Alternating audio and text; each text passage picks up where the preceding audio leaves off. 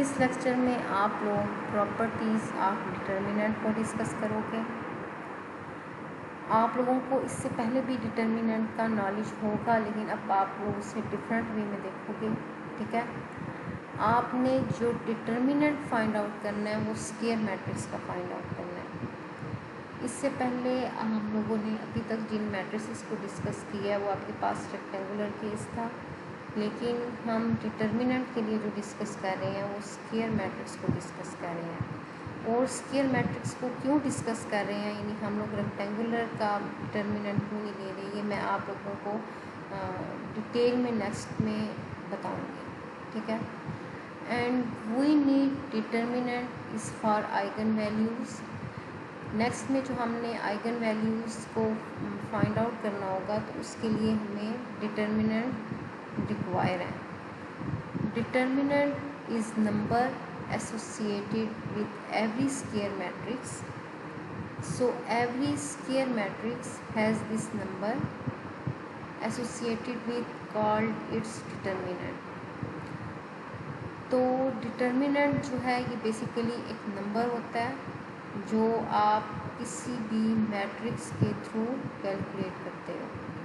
आप डिटर्मिनेंट को किन वे में रिप्रेजेंट कर सकते हो, या तो आप डिटर्मिनेंट ए लिख लोगे, DETA, या आप एक लिखकर उसके अक्रॉस बार्स लगा दोगे तो लॉन्ग बार्स, तो वो भी आपका डिटर्मिनेंट को रिप्रेजेंट करता है। एंड वन नंबर जो आपने डिटर्मिनेंट के थ्रू फाइंड आउट किया होता है can not tell you what the whole matrix was, but this one number packs in as much information as possible into single number. आप next में जब इसकी प्रॉपर्टीज़ देखोगे तो आपको आइडिया होगा कि आप इस वन नंबर से कौन कौन सी इंफॉर्मेशन जो है वो ले सकते हो। Matrix is singular when determinant is equals to 0। ये आपको ऑलरेडी भी पता होगा कि अगर सिंगुलर केस है तो आपका डिटर्मिनेंट जो है वो ए का ऑलवेज 0 होगा। Matrix is invertible when determinant A is not equal to 0। आपका मैट्रिक्स इन्वर्टेबल होगा अगर आपका डिटर्मिनेंट 0 के इक्वल नहीं है। Determinant is test for invertibility, but let's got a lot more to in it than that। यानी आप लोग अभी तक आई थिंक जो चीज़ समझते हो वो यही समझते हो कि आप डिटर्मिनेंट के थ्रू ये देख सकते हो कि आपका मैट्रिक्स इन्वर्टेबल है या नहीं इन्वर्टेबल, लेकिन आप डिटर्मिनेंट से क्या क्या इंफॉर्मेशन ले सकते हो ये हम नेक्स्ट में डिस्कस करते हैं। अब इसकी जो बेसिकली प्रॉपर्टीज़ हैं वो आपके पास 1, 2, 3 प्रॉपर्टीज़ हैं, और बाकी प्रॉपर्टीज़ इन्हीं 3 प्रॉपर्टीज़ से ही आप यूज़ कर रहे हो। जो आपके पास फर्स्ट प्रॉपर्टी है कि अगर आपके पास आइडेंटिटी मैट्रिक्स होगा 3x3 ऑर्डर का या 4x4 ऑर्डर का, उसका अगर आप डिटर्मिनेंट लोगे तो वो ऑलवेज 1 ही इक्वल होगा। और सेकंड जो प्रॉपर्टी है वो आपके पास क्या है, exchange rows reverse sign of determinant. अगर आप डिटर्मिनेंट में 2 रोज को एक्सचेंज कर दोगे तो आपका साइन जो है वो डिटर्मिनेंट का चेंज हो जाएगा, यानी आपको पॉजिटिव या नेगेटिव साइन मिलेगा। If exchange 2 rows to get different matrix that reverses the sign of determinant. और आप लोगों को पहले पता होगा कि आप लोगों ने जब रोज को एक्सचेंज कर रहे थे मैट्रिक्स के केस में, ठीक है, आई थिंक आपकी मेमोरी में होगा, जब आप मैट्रिक्स के केस में 2 रोज को एक्सचेंज करते हो तो आप उसे परमुटेशन मैट्रिक्स से मल्टीप्लाई करते हो, जिसमें आपने जब 3x3 का केस लिया था तो आपने P12 यानी उसमें P12 आपके पास क्या था कि जो आपकी फर्स्ट और सेकंड रो है आप उसको एक्सचेंज करोगे तो आपके पास P12 की फर्स्ट रो 0 1 0, सेकंड रो आपके पास 1 0 0, इस तरह जो आपके पास थर्ड रो होगी वो 0 0 1।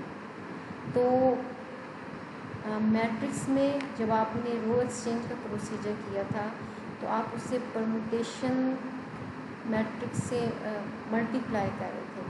अगर आपकी कोई रो एक्सचेंज नहीं हो रही थी तो आपका जो परमुटेशन मैट्रिक्स था वो जस्ट आइडेंटिटी मैट्रिक्स था। तो यहाँ से आपने ये देखा कि जो परमुटेशन मैट्रिक्स आप लेते हो अगर उसमें आप परमुटेशन मैट्रिक्स का डिटर्मिनेंट लोगे, यानी अगर आपने 2 रोज़, जिस तरह मैंने आप लोगों को भी केस बताया कि अगर आप P12 लिख रहे थे इसमें आप फर्स्ट और सेकंड रोज़ को चेंज कर रहे थे तो आपके पास 0 1 0 1 0 0 0 0 1 ये आपकी मैट्रिक्स की अगर रोज़ थी। अगर आप इसका डिटर्मिनेंट लोगे तो ये आपके पास -1 के इक्वल आ जाएगा। ठीक है,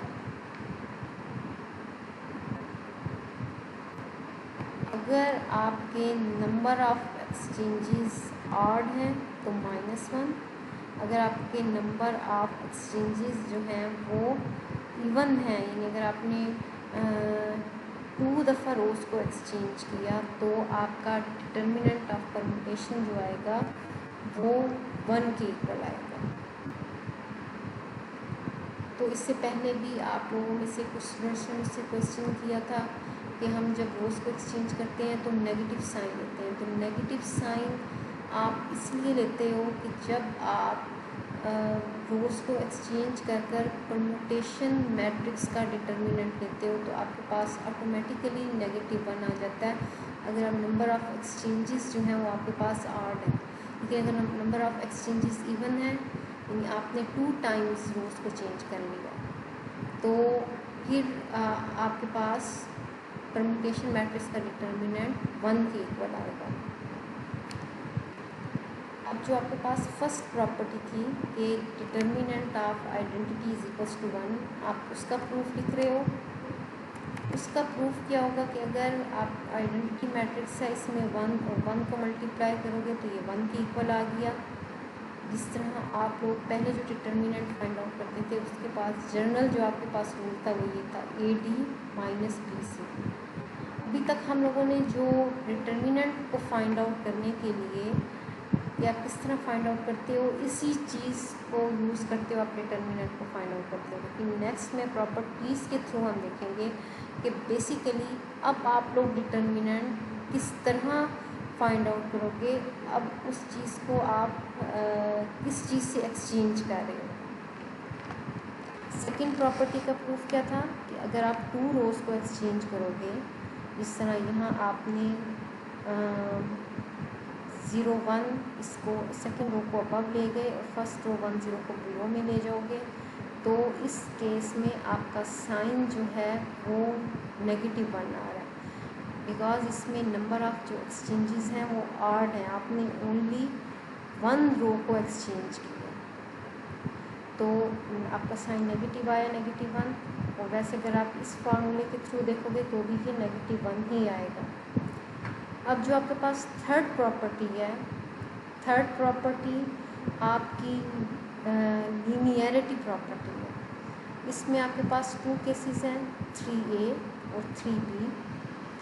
अब 3A में क्या है कि आप कोई भी डिटर्मिनेंट ले रहे हो किसी भी मैट्रिक्स का जिसमें TA, TB, C और D है, तो जो आपका फैक्टर T है इसको आप यहाँ डिटर्मिनेंट के बाहर लिख सकते हो। आपका फैक्टर T कम्स आउट तो ये जस्ट आपका जो T फैक्टर था ये ओनली 1 रो से मल्टीप्लाई हो रहा था। इस चीज़ को आप माइंड में रखोगे कि आपका T फैक्टर जो है वो ओनली 1 रो से मल्टीप्लाई हो रहा है और बाकी आपकी n-1 जो रोज़ हैं ओनली वन रो से मल्टीप्लाई होगा, तो बाकी वन रोज में सब्ट्रैक्ट कर दो तो n-1 ही रहेंगी, कोई भी ऑर्डर हो सकता है। तो वो आपके पास उसमें आप कोई किसी फैक्टर से मल्टीप्लाई नहीं कर रही, n-1 वो स्टेइंग द सेम।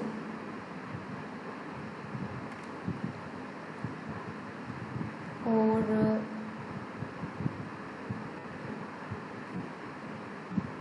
ये चीज़ आप लोगों ने माइंड में रखनी है, property about linear combination of only one row, ठीक है। फर्स्ट रो भी हो सकती है, सेकंड रो भी, लेकिन ये आपकी linear combinations of only one row होगा। आप होल मैट्रिक्स से नहीं कर रहे मल्टीप्लाई उसको, आप जस्ट वन रो से कर रहे हो। फर्स्ट रो भी हो सकती है, सेकंड रो भी हो सकती है। और थर्ड बी प्रॉपर्टी क्या है कि आप यहाँ अगर a plus A prime, b plus B prime, इस तरह या सी ओ डी लिखो, तो इसको आप इस वे में भी लिख सकते हो, A B C D plus A prime B prime C D. तो ये वाली प्रॉपर्टी भी linear for each row. Determinant is linear function of first row if all other rows stay the same. इस प्रॉपर्टी का, linearity property का ये मतलब नहीं है कि अगर आप डिटर्मिनेंट ए प्लस बी ले रहे हो तो वो आपके पास डिटर्मिनेंट ए प्लस डिटर्मिनेंट बी के इक्वल है।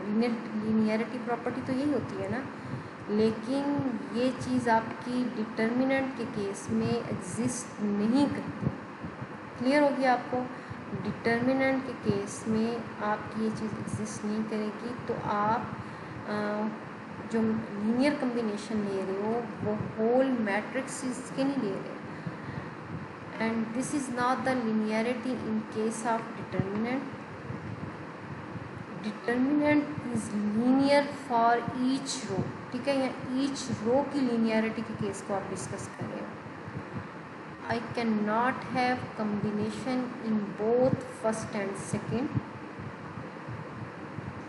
We will deal with each row separately.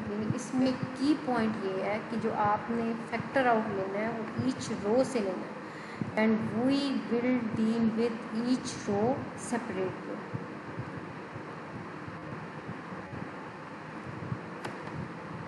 अब अगर आपके पास जो फोर्थ प्रॉपर्टी है वो क्या है कि आप टू इक्वल रोज लेते हो, ठीक है। जिस तरह यहाँ आपने ए बी टू इक्वल रोज लिए, तो इसका डिटर्मिनेंट जो है वो ऑलवेज ज़ीरो होगा। कोई भी मैट्रिक्स हो आपके पास, किसी भी ऑर्डर का हो सकता है, 7x7 का भी हो सकता है, 10x10 का भी हो सकता है, आपके पास कोई भी ऑर्डर होगा। लेकिन अगर आपके पास टू रोज सेम है, यानी यहाँ अगर 7x7 मैट्रिक्स के केस में आपकी रो 1 और रो 3 जो है वो इक्वल है, ठीक है। रो 1 और रो 4 भी इक्वल हो सकती हैं। तो जो आपके पास सेकंड प्रॉपर्टी थी, एक्सचेंज प्रॉपर्टी, यहाँ सेकंड प्रॉपर्टी जो हमने एक्सचेंज प्रॉपर्टी डिस्कस की थी वो यही थी आपके पास कि reverse sign of the determinant on happening the exchanging of rows. यानी जब भी आप रोज को एक्सचेंज करोगे तो आप साइन को नेगेटिव कर दोगे। तो यहाँ भी जब आप कि अगर रो 1 और रो 3 जो है वो इक्वल है, आप रो 3 को रो 1 की जगह मूव कर देते हो, रो 1 को रो 3 की जगह मूव कर देते हो सेकंड प्रॉपर्टी के थ्रू। तो हाँ, आपके पास क्या होगा कि जो साइन है वो नेगेटिव भी आ सकता है और पॉजिटिव भी आ सकता है।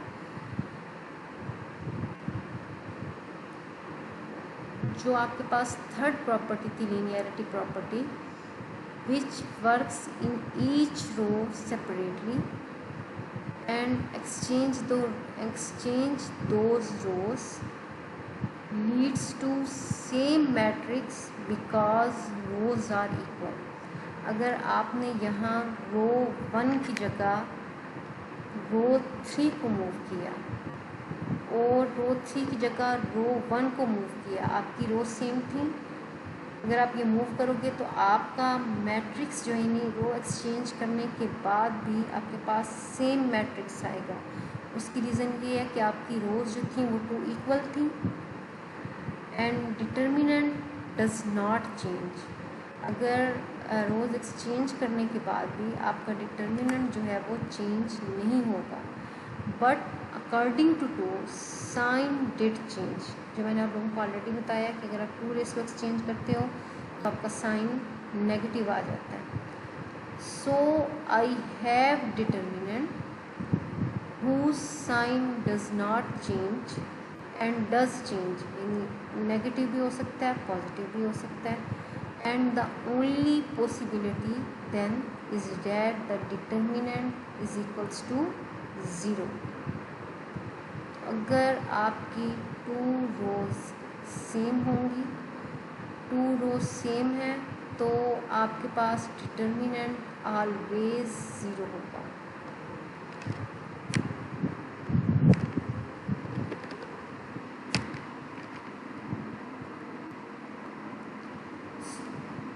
So if 2 rows are equal, the matrix is not invertible।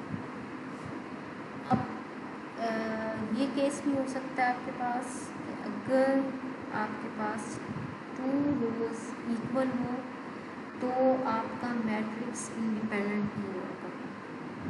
ठीक है, अगर मैट्रिक्स आपका इंडिपेंडेंट नहीं है तो वो आपके पास सिंगुलर केस जो है वो उसका डिटर्मिनेंट जो है वो आपके पास 0 होगा।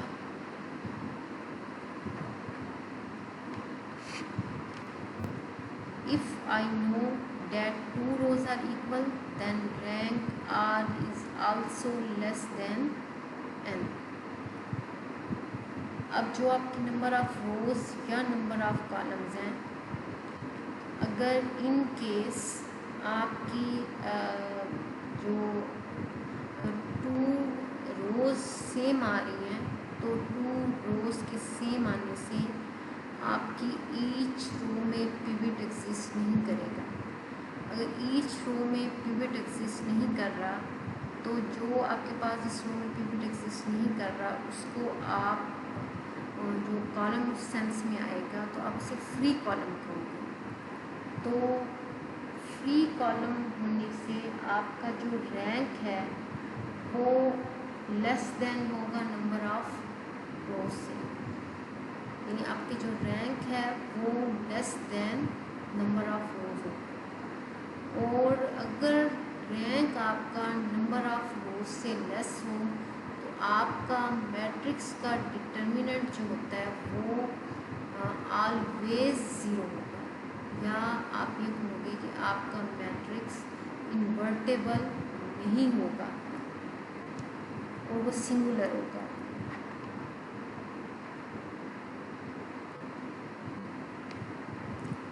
जो आपकी 5th प्रॉपर्टी है उसके according subtract L into row I from row K and determinant does not change।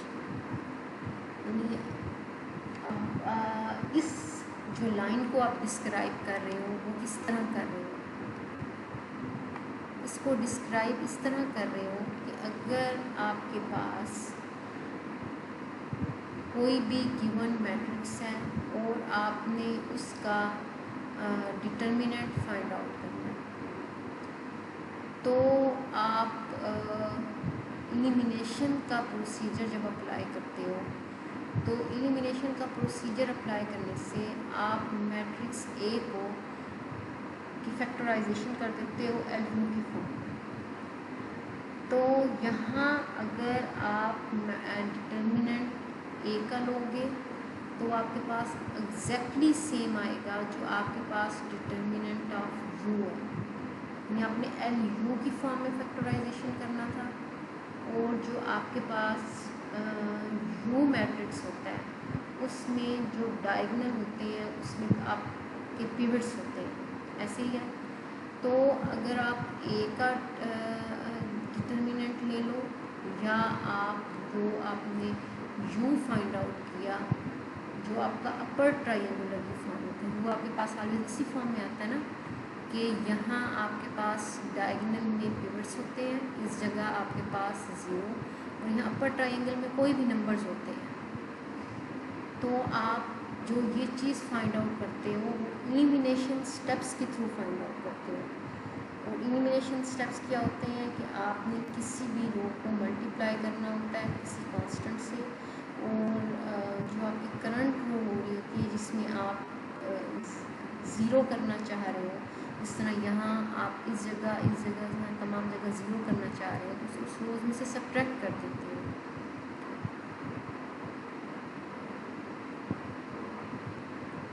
तो आप ये प्रोसीजर सब्ट्रैक्शन और मल्टीप्लिकेशन का इसलिए करते हो because in required position to clean it the numbers, ठीक है ना। आप नंबर्स को क्लीन करने के लिए यूज़ करते हो। अगर आपके पास यहाँ समथिंग पिवट्स की लाइन है तो उन पिवट्स से जो बिलो जितनी भी कॉलम्स में एंटिटीज़ होगी वो आपकी 0 0 0 होगी।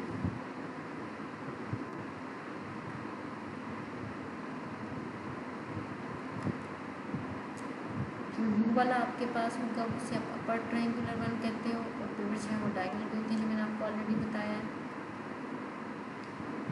अब इस चीज़ को आप जो प्रूफ करना चाह रहे हो वो आप इस तरह प्रूफ कर रहे हो।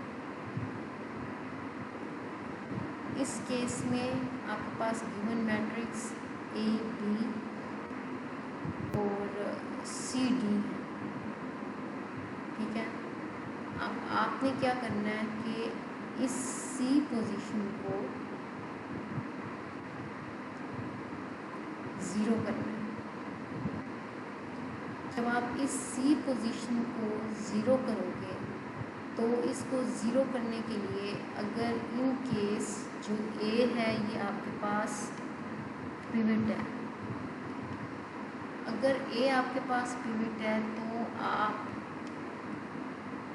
सेकंड रो में से ए को किसी भी मल्टीप्लायर से मल्टीप्लाई कर इस रो में से सब्ट्रैक्ट करोगे तो आपकी ये वाली एंटिटी जो है वो 0 के ऊपर हो जाएगी। यानी आपने यहाँ लिखा C माइनस एल ए, तो ये आपका बी भी एल से मल्टीप्लाई होगा, डी माइनस एल बी।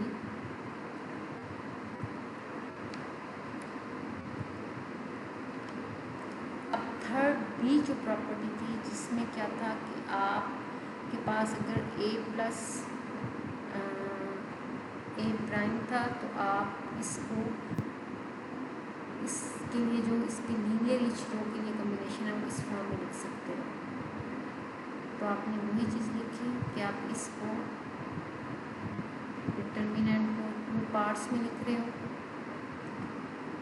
आप जो थर्ड ए प्रॉपर्टी थी उसमें था कि आप इस कांस्टेंट को फैक्टर आउट कर सकते हो, तो आप माइनस एल को फैक्टर आउट कर लोगे। ये वाला तो एज इट इज़ रहेगा, ये आपके पास फैक्टराइजेशन फैक्टर आउट करने के बाद यहाँ ए बी और इस जगह ए बी रह जाएगा। इससे पहले जो आप फोर्थ प्रॉपर्टी है वो ये रीड आउट कर चुके हो कि फोर्थ प्रॉपर्टी के अकॉर्डिंग अगर आपकी 2 रोज सेम आ रही है, 2 रोज सेम आ रही हैं तो वो आपके पास डिटर्मिनेंट उसका 0 के इक्वल होगा। तो मैंने आपको ऑलरेडी ये रीज़न बताई है कि अगर 2 रोज सेम आ रही हैं तो आपका ईच कॉलम में पिवट एग्जिस्ट नहीं करेगा। अगर ईच कॉलम में पिवट एग्जिस्ट नहीं कर रहा तो जिस तरह यहाँ मैंने आप लोगों को एक चीज़ बताया था,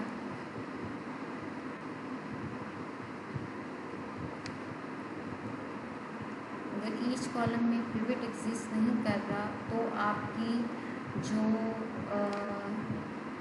रो होती है या कॉलम किसी कॉलम पर डिपेंडेंट होता है, और अगर वो किसी कॉलम पर डिपेंडेंट होगा तो आपके पास होल रो ऑफ ज़ीरोज़ आ जाएगी।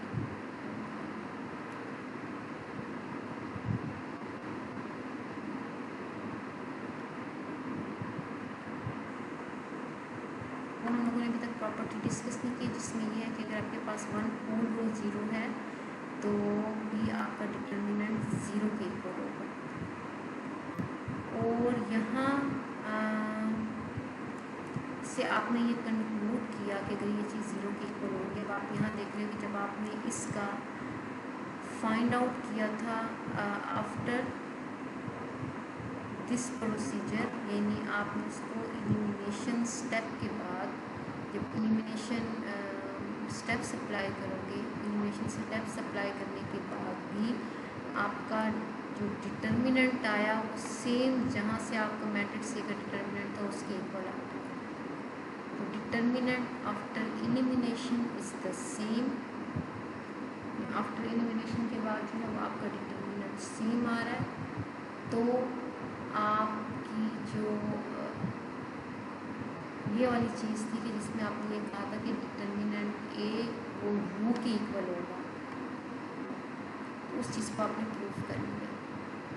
ठीक है, इस प्रॉपर्टी के अकॉर्डिंग अगेन रिपीट कर रही हूँ, ये चीज़ है कि अगर आपके पास गिवन मैट्रिक्स ए है, आप एलिमिनेशन स्टेप्स अप्लाई करने के बाद उसको फैक्टराइज कर देते हो एल यू की फॉर्म में, तो जो आपका मैट्रिक्स एल यू का डिटर्मिनेंट आना था वही अगर आप यू का डिटर्मिनेंट लेते हो तो वो उसी के ही सेम आ रहा है। एलिमिनेशन स्टेप्स क्या होते हैं कि आप किसी भी रो को मल्टीप्लाई करते हो किसी स्केलर नंबर से, और जिस रो में आपने फॉर एग्जांपल टू 1 पोजीशन को 0 करना है तो आप रो 1 को किसी भी नंबर से मल्टीप्लाई कर किसी स्केलर से जो रिक्वायर होगा उसे टू 1 रो में से सब्ट्रैक्ट कर दोगे तो आपके पास 0 आ जाता है उस जगह। तो यू वाली जो फॉर्म होती है, मैंने आप लोगों को ऑलरेडी बताया, वो इस वाली फॉर्म में होगी, अपर ट्रायंगुलर की फॉर्म में। तो यहाँ से आपने इस चीज़ को प्रूफ भी किया कि अगर आपने एलिमिनेशन स्टेप्स अप्लाई करने के बाद मल्टीप्लिकेशन और सब्ट्रैक्शन का प्रोसीजर किया तो थर्ड प्रॉपर्टी के थ्रू, इसमें आप थर्ड प्रॉपर्टी इस जगह भी अप्लाई कर रहे थे और इस जगह भी इसके लिए भी थर्ड प्रॉपर्टी अप्लाई कर रहे थे 3b, और यहाँ आप 3a को अप्लाई कर रहे हो। तो आपका ये फोर्थ प्रॉपर्टी के अकॉर्डिंग ये वाली जो आपके पास आ रही थी क्वांटिटी 0 के इक्वल हो जाएगी। तो एलिमिनेशन के बाद आपके पास से अगर आप एलिमिनेशन का डिटर्मिनेंट, एलिमिनेशन से पहले डिटर्मिनेंट ले लो, एलिमिनेशन स्टेप्स के बाद भी आपके पास डिटर्मिनेंट उसी मैट्रिक्स का ही रहेगा।